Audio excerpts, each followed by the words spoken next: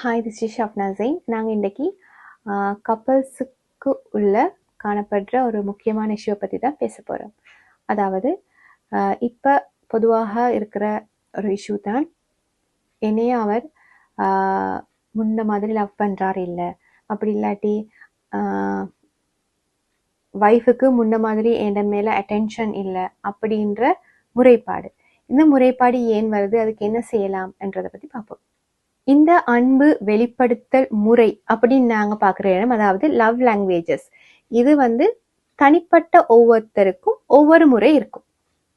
இதை நாங்கள் சரியாக புரிஞ்சு கொள்ளாதனால தான் இந்த முறைப்பாடுகள், அதாவது எந்த மேல அன்பு இல்லை, இல்லாட்டி முன்ன மாதிரி அட்டென்ஷன் இல்லை, மாதிரி என்ன பார்த்து கொள்றாரு இல்லை அப்படின்ற முறைப்பாடுகள் வாரத்துக்கு காரணமாக அமையும்.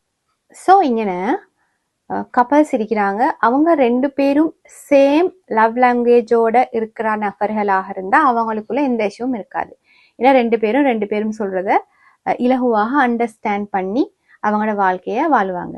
பட் டிஃபரெண்ட் லவ் லாங்குவேஜஸோட இருக்கிற கப்பல்ஸுக்கு தான் இந்த இஷ்யூ வரும். ஏன்னா அவங்க வெளிப்படுத்துகிற இந்த லவ் லாங்குவேஜ், அதாவது அன்பு வெளிப்பாடு பார்ட்னருக்கு விளங்காம இருக்கும்.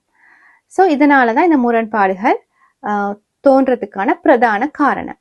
ஸோ அடுத்ததாக இந்த லவ் லாங்குவேஜஸ் எத்தனைக்கு, அதை எப்படி எங்களுக்கு நடைமுறைக்கு கொண்டு வரலாம் அப்படின்றத பற்றி பார்ப்போம்.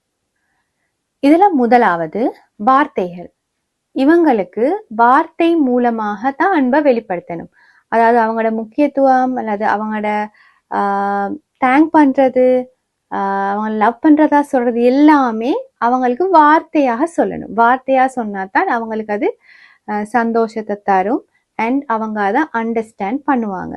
ரெண்டாவது குவாலிட்டி டைம். தன்ன பார்ட்னர் தன்னோட நிறைய டைம் ஸ்பெண்ட் பண்ணணும், பிசிக்கலா தன்னோட இருக்கணும் அப்படின்றத இவங்க எதிர்பார்ப்பாங்க. ஸோ இதுதான் அவங்களோட லவ்வாக காணப்படும். அதாவது லவ் வெளிப்படுத்துற ஒரு விஷயம். தன்னை பார்ட்னர் தன்னோட இருந்தா தன்னை லவ் பண்றதா அவங்க அண்டர்ஸ்டாண்ட் பண்ணிக்கொள்வாங்க. ஸோ இவங்களோட பேசும்போது ஐ டு ஐ கண்டாக்ட் வச்சு, மொபைல் யூஸ் பண்ணாம, அப்படி முழுமையாகவே அவங்கள்ட்ட கவனத்தை செலுத்தி அவங்களோட டைம் ஸ்பெண்ட் பண்ற நேரம் தன்னை முழுமையாக தன்னை பார்ட்னர் ஏற்றுக்கொண்டார் என்ற அந்த சாட்டிஸ்ஃபேக்ஷன் அவங்களுக்கு இருக்கும். மூணாவது தான் ஆக்ஷன்ஸ். இவங்களுக்கு செயல் ரீதியாகத்தான் அன்பை வெளிப்படுத்தணும், அப்பதான் அண்டர்ஸ்டாண்ட் பண்ணிக்கொள்வாங்க. அதாவது அவங்களுக்கு ஹெல்ப் பண்றது, அவங்களோட வேலைகளை தானும் ஈடுபட்டு அவங்களோட சேர்ந்து செயற்படுறது, அப்படியான விஷயங்களை ஈடுபட்டா தாண்ட பார்ட்னர் தன்னை முழுமையாக அக்செப்ட் பண்ண அப்படின்ற சொல்லி ஒரு சாட்டிஸ்ஃபேக்ஷன் அவங்களுக்கு காணப்படும். அடுத்தது கிஃப்ட்ஸ். இவங்களுக்கு எப்படின்னா தன்ட பார்ட்னர் தனக்கு கிஃப்ட் தரணும் அப்படின்னு எதிர்பார்ப்பாங்க. அப்படின்னா இங்கே ப்ரைஸ் முக்கியம் இல்லை, நினைவுகளை சேர்க்கறதுக்கு ஆசைப்படுற நபர்களாக இவங்க காணப்படுவாங்க. ஸோ தன்ட பார்ட்னர் தனக்கு கிஃப்ட் தரணும் அப்படின்றத எதிர்பார்ப்பாங்க. ஸோ இவங்களுக்கு கிஃப்டின் ஊடாகத்தான் என்ன செய்யலாம், கிஃப்ட் கொடுப்பதினூடாக எங்களோட அன்பை எங்களுக்கு வெளிப்படுத்த முடியுமாக இருக்கும். இதுல அஞ்சாவது பிசிக்கலா அவங்களோட ஹஸ்பண்ட் கூட இருக்கிறது. அதாவது உதாரணமா அவங்கள கவலைப்படுற நேரம் அவங்களோட ஒரு ஹக் பண்ணி ஆறுதல் சொல்றத விரும்புவாங்க.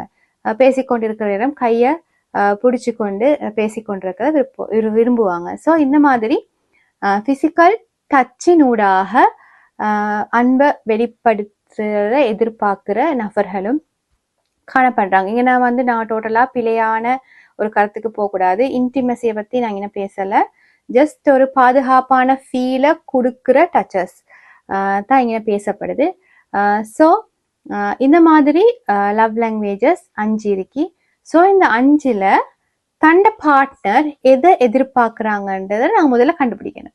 அதுக்கு பிறகு அதுக்கு ஏற்ற மாதிரி எங்களோட நடவடிக்கைகளை நாங்கள் அமைச்சு கொண்டோம்னு சொன்னா காலப்போக்குற லவ் இல்லாமகிற அந்த முறைப்பாடு எங்கட ரிலேஷன்ஷிப்புக்குள்ள வராது. அதே மாதிரி நாங்க கட்டாயம் எங்கட பார்ட்னர் என்ன லவ் லாங்குவேஜ்ல பேசுறாரு அப்படின்றத தெரிஞ்சு கொள்ற அதே நேரம் எங்கட லவ் லாங்குவேஜ் என்ன என்றதையும் நாங்க பார்ட்னருக்கு சொல்ற நபர்களாக காணப்படணும். அப்படி இருந்தா மட்டும்தான் 2 பேருக்கும் பெறலாக தண்ட வாழ்க்கைய அன்போடு இன்னும் நெருக்கமான ஒரு ரிலேஷன்ஷிப்புக்குள்ள எங்களுக்கு போக முடியுமாக இருக்கும். எங்க ரிலேஷன்ஷிப்புக்குள்ள ஒரு சிச்சுவேஷன் இல்லாமல் போகக்கூடிய நிலைமையை நாங்களே அமைச்சு கொள்ளலாம். ஸோ இந்த வீடியோ பிரயோசனமாக இருக்கும் என்று நம்புறேன். Thank you so much.